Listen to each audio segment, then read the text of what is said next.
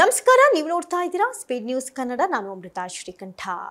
ಶಿಷ್ಟಾಚಾರ ಕ್ರಮವನ್ನ ಪಾಲಿಸದೆ ಹಾಸನಾಂಬ ದೇಗುಲಕ್ಕೆ ರೇವಣ್ಣ ದಂಪತಿ ಆಗಮಿಸಿದ್ದು ಕಾರು ತಡೆದಿದ್ದಕ್ಕೆ ಅಧಿಕಾರಿಗಳ ವಿರುದ್ಧವೇ ರೇವಣ್ಣ ದಂಪತಿ ಫುಲ್ ಗರಂ ಆಗಿರುವಂತಹ ಪ್ರಸಂಗ ನಡೆದಿದೆ.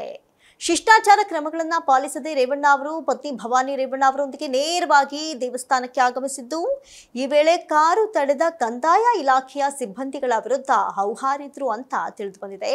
ಹಾಸನಾಂಬೆ ದರ್ಶನೋತ್ಸವದ ಸಂದರ್ಭದಲ್ಲಿ ಮಾಜಿ ಸಚಿವ ಎಚ್ ಡಿ ರೇವಣ್ಣ ಅವರ ದೇಗುಲ ಭೇಟಿ ಇದೀಗ ವಿವಾದಕ್ಕೆ ಎಡೆಮಾಡಿಕೊಟ್ಟಿದೆ.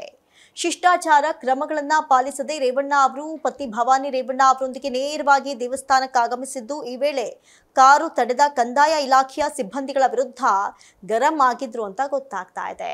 ಈಗಾಗಲೇ ಹಲವಾರು ಶಿಷ್ಟಾಚಾರಗಳನ್ನ, ಹಲವಾರು ರೂಲ್ಸ್ ಅಂಡ್ ರೆಗ್ಯುಲೇಷನ್ಸ್ಗಳನ್ನ ಅಲ್ಲಿ ಜಾರಿ ಮಾಡಲಾಗಿದೆ.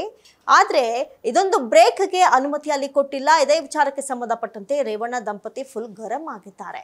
ಇನ್ನು ರೇವಣ್ಣ ಅವರು ಪತ್ನಿ ಭವಾನಿ ರೇವಣ್ಣ ಅವರೊಂದಿಗೆ ತಮ್ಮದೇ ಕಾರ್ನಲ್ಲಿ ಹಾಸನಾಂಬೆ ದೇಗುಲಕ್ಕೆ ದರ್ಶನಕ್ಕೆ ಆಗಮಿಸಿದ್ರು. ₹1000 ಟಿಕೆಟ್ ಅನ್ನ ಪಡೆದುಕೊಂಡಿದ್ರು. ಗಣ್ಯರಿಗಾಗಿ ನಿಗದಿಪಡಿಸಿದಂತಹ ಶಿಷ್ಟಾಚಾರ ಮಾರ್ಗವನ್ನು ಅನುಸರಿಸದೆ ನೇರವಾಗಿ ದೇವಾಲಯಕ್ಕೆ ಬಂದ್ರು ಎನ್ನಲಾಗಿದೆ. ಭವಾನಿ ರೇವಣ್ಣ ಅವರು ಹಾಸನಾಂಬ ದೇವಿಗೆ ಸೀರೆ, ಬಳೆಗಳು, ಕುಂಕುಮ, ಅರಿಶಿನ, ತೆಂಗಿನಕಾಯಿ, ವೀಳ್ಯದೆಲೆ ಮತ್ತು ಹೂವುಗಳನ್ನು ಅರ್ಪಿಸಿ ಗರ್ಭಗುಡಿಯೊಳಗೆ ಸುಮಾರು 20 ನಿಮಿಷಗಳ ಕಾಲ ಕಳೆದಿದ್ದಾರೆ.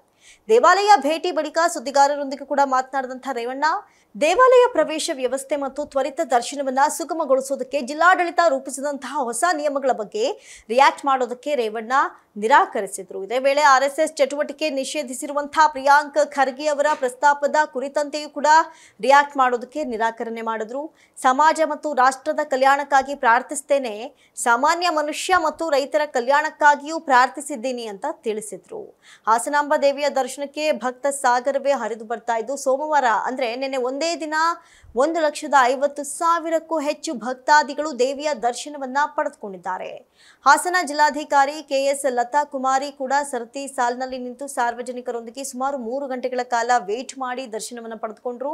ಬೆಳಗ್ಗೆ 11 ಗಂಟೆಗೆ ಸರತಿ ಸಾಲಿನಲ್ಲಿ ನಿಂತಹ ಜಿಲ್ಲಾಧಿಕಾರಿ ಮಧ್ಯಾಹ್ನ 2 ಗಂಟೆ ಸುಮಾರಿಗೆ ದರ್ಶನವನ್ನ ಪಡೆದು ದೇವಾಲಯದಿಂದ ಹೊರಬಂದ್ರು. ಬಳಿಕ ಭಕ್ತರೊಂದಿಗೆ ಸಂವಾದವನ್ನ ನಡೆಸಿ ಮಾತನಾಡಿದ್ರು. ದೇವಾಲಯದಲ್ಲಿ ಒದಗಿಸಲಾದಂತಹ ಸೌಲಭ್ಯಗಳ ಬಗ್ಗೆ ವಿಚಾರಿಸಿಕೊಂಡ್ರು. ಬಳಿಕ ಸುದ್ದಿಗಾರರೊಂದಿಗೂ ಕೂಡ ಮಾತನಾಡಿದ ಅವರು, ಮುಂದಿನ ದಿನಗಳಲ್ಲಿ ತ್ವರಿತ ದರ್ಶನಕ್ಕೆ ಕ್ರಮ ಕೈಗೊಳ್ಳಲಾಗುತ್ತೆ ಅಂತ ಸ್ಪಷ್ಟಪಡಿಸಿದ್ರು. ನೋಡಿ, ಲಾಸ್ಟ್ ಟೈಮ್ ನಾವು ಗಮನಿಸಬಹುದು ಅಥವಾ ಅದಕ್ಕಿಂತ ಕಳೆದ ವರ್ಷವೂ ಗಮನಿಸಬಹುದು, ಹಲವಾರು ಗೊಂದಲಗಳು ನಿರ್ಮಾಣವಾಗಿತ್ತು. ಆದರೆ ಈ ಬಾರಿ ಬಹಳ ಹುಷಾರಾಗಿ ಜಿಲ್ಲಾಡಳಿತ ಎಲ್ಲ ವ್ಯವಸ್ಥೆಯನ್ನು ಅಚ್ಚುಕಟ್ಟಾಗಿ ನಿಭಾಯಿಸ್ತಾ ಇದೆ.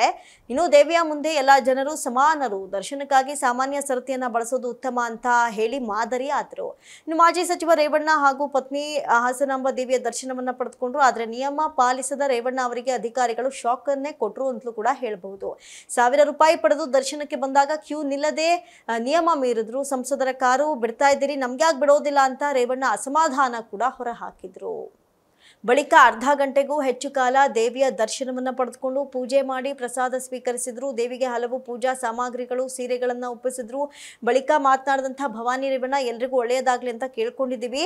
ವಿಶೇಷ ಪ್ರಾರ್ಥನೆ ಬಗ್ಗೆ ಹೇಳೋದಕ್ಕೆ ಸಾಧ್ಯವಿಲ್ಲ. ದೇವೇಗೌಡರು ಇವತ್ತು ಡಿಸ್ಚಾರ್ಜ್ ಆಗಿದ್ದಾರೆ ಅಂತ ಕೂಡ ಹೇಳಿದ್ರು. ಒಟ್ಟಾರೆ ಹಾಸನಾಂಬೆ ವಿಶೇಷ ಪೂಜೆ ಬಗ್ಗೆ ಅರ್ಚಕರು ಏನ್ ಹೇಳಿದ್ರು ಅಂತ ನೋಡೋದಾದ್ರೆ, ಪೂಜೆಯ ಕುರಿತು ಮಾತನಾಡಿದ ಹಾಸನಾಂಬೆ ದೇಗುಲದ ಅರ್ಚಕ ರಕ್ಷಿತ್ ಸಂಜೀವನ್, ರಾಜಕೀಯ ಜೀವನ ಪ್ರಾರಂಭವಾದಾಗಿನಿಂದಲೂ ಅವರ ಇಡೀ ಕುಟುಂಬ ಜನರ ಹೆಸರನ್ನ ಹೇಳಿ ಅರ್ಚನೆ ಮಾಡಿಸ್ತಾರೆ. ಅದೇ ರೀತಿ ಈ ಬಾರಿಯೂ ಬಂದು ಪೂಜೆ ಮಾಡಿಸಿದ್ದಾರೆ.